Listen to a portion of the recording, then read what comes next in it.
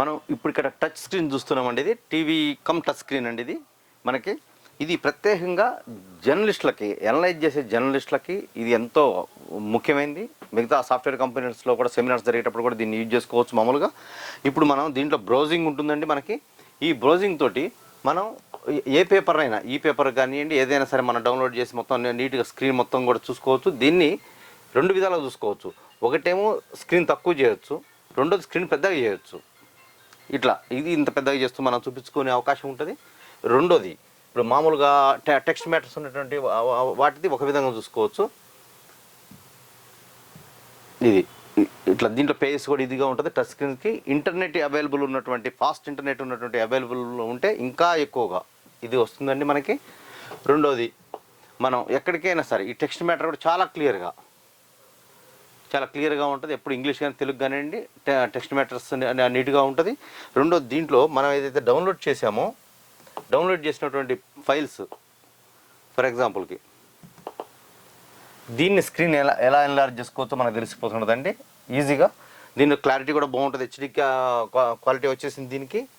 ఇక రెండో విషయానికి వచ్చినప్పటికీ మనకి పీడిఎఫ్ ఫైల్స్ కూడా ఎలా ఈజీగా ఓపెన్ అవుతుంటాయి. ఫర్ ఎగ్జాంపుల్కి మనం ఒకటి చూద్దాం, శ్రీశైలం డ్యామ్ ఒక పాత వార్తని ఇట్లా దీన్ని ఎన్లార్జ్ చేసి మనం చెప్పుకునే అవకాశం కూడా ఉంటుంది. సరే, ఇంకా కొంచెం మనం మళ్ళీ ముందుకెళ్తే ఈ వీడియోస్ ఫర్ ఎగ్జాంపుల్కి మనం ఒక వీడియో చూస్తే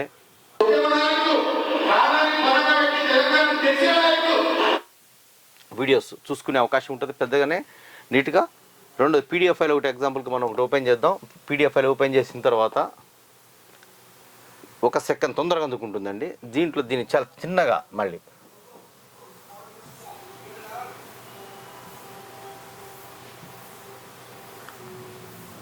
ఎడిట్ చేయాలమో దీన్ని.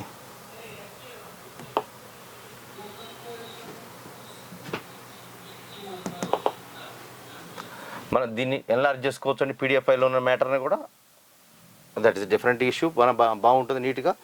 ఇక మ్యూజిక్స్ ఇవన్నీ కూడా మనం ఏదైతే డౌన్లోడ్లో పెట్టుకుంటామో సర్కిల్లో దాని నుంచి మనం తీసుకోవచ్చు.